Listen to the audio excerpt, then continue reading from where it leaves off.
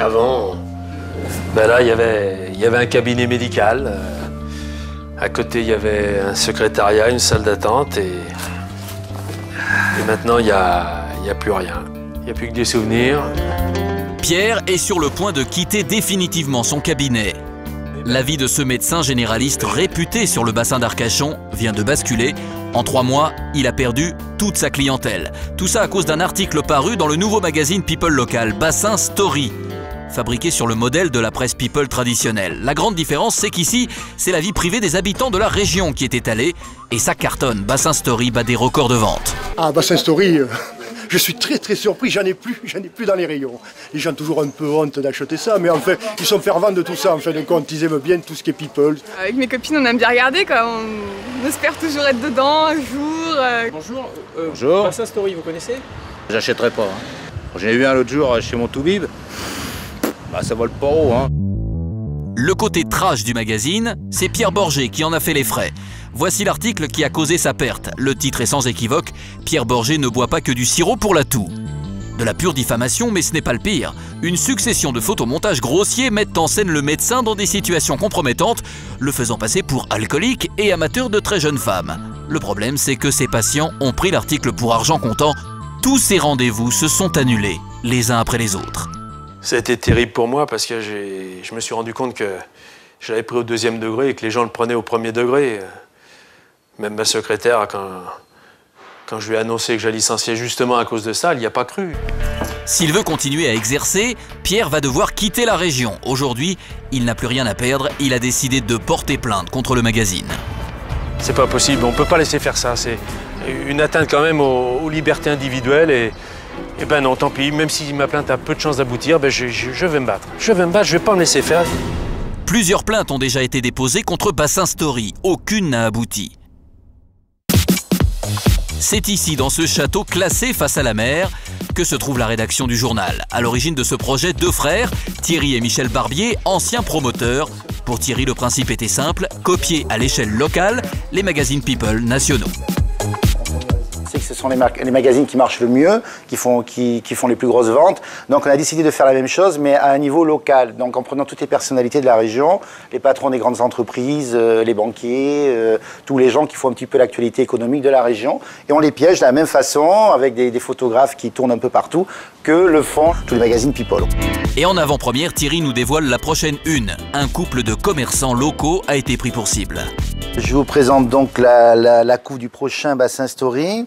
Donc on a Florent et Anne de Tendance Fleurs, c'est des gens qui ont le plus gros magasin de fleurs du bassin d'Arcachon. Ils ont divorcé il y a à peu près 2 mois et 8 jours après leur divorce, ils décident de se remarier. Donc ça intéresse un peu les gens de savoir, juste après leur divorce, ils se remarient, pourquoi ils ont divorcé, pourquoi ils se remarient.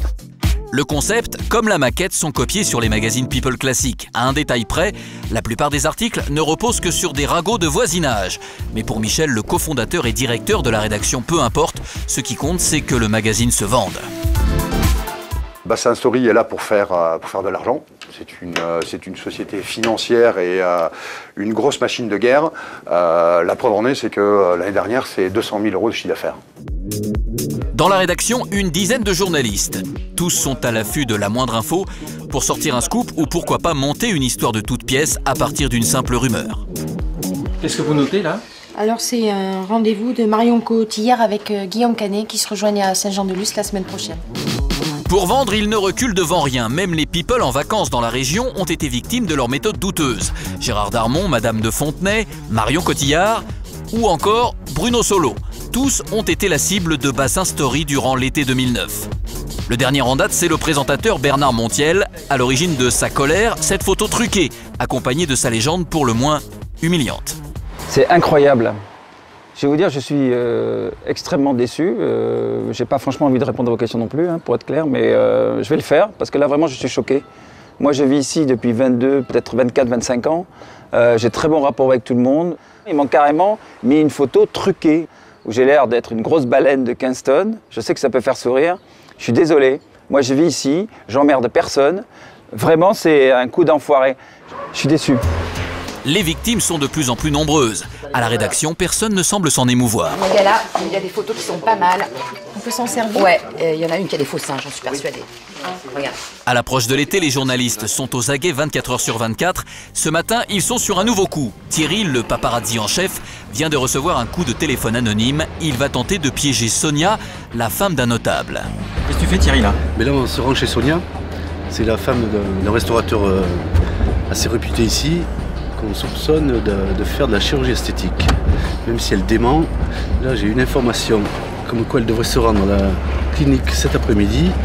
Donc on va essayer de se rendre chez elle et de la filer jusqu'à là-bas. Et comme à Hollywood, tous les moyens sont bons. Une fois sur place, Thierry n'hésite pas à aller fouiller les poubelles de sa prochaine victime. Donc apparemment, intéressant. Une adresse, une lettre de médecin, quelque chose. Ouais, c'est elle. Thierry n'a pas le temps de retourner en planque, Sonia sort de chez elle. Pour le photographe, l'adrénaline monte, la traque peut commencer. À bord de son cabriolet haut de gamme, Sonia part en direction du centre-ville. La piste de Thierry semble se confirmer. Comme tout bon paparazzi, il garde ses distances. Mais au bout de quelques minutes, contre toute attente, la cible s'arrête brutalement. À cacher derrière les autres voitures. Là, je vais essayer de faire une ou deux photos. Parce qu'apparemment, elle ne va pas à la clinique. Mauvaise nouvelle, Sonia n'est effectivement pas à la clinique, mais chez le primeur. L'information était erronée. Regardez, ça fait beaucoup de temps perdu. Beaucoup d'heures de planque pour pas grand-chose. Thierry a l'habitude, ce sont les risques du métier, on ne peut pas gagner à tous les coups. Mais peu importe, Bassin Story n'a pas fini de faire des vagues sur le bassin d'Arcachon.